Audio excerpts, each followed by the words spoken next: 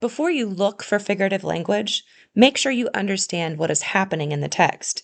Ask yourself, what is going on in this part of the story, poem, or passage? If you're still confused about the basic meaning, don't worry about identifying literary devices just yet. Understanding comes first.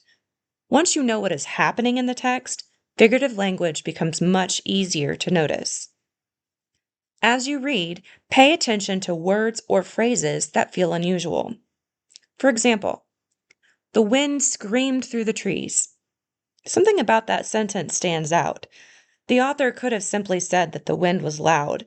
Instead, they chose a more descriptive way to communicate the idea. When a sentence makes you stop and think, that's often a clue that figurative language may be present. Before trying to name the type of figurative language, ask yourself, why did the author choose these words? Figurative language often helps an author create a stronger image, show emotion, build mood, emphasize an idea, or help readers make connections. The reason behind the figurative language is often more important than the figurative language label itself.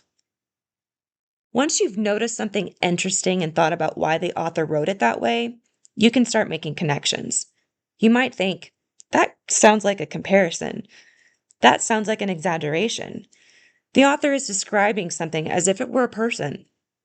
You don't need to be completely sure right away. Sometimes the most important step is simply noticing that the author's language is doing something interesting. The labels can come later. The next time you read, pay attention to the moments that make you stop. Notice the words that create strong images. Notice the phrases that don't seem completely literal. Notice the places where the author's language feels intentional. Then ask yourself, why did the author choose these words?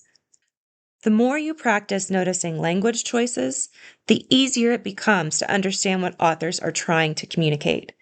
Because strong readers don't just read words, they notice the author decisions behind them.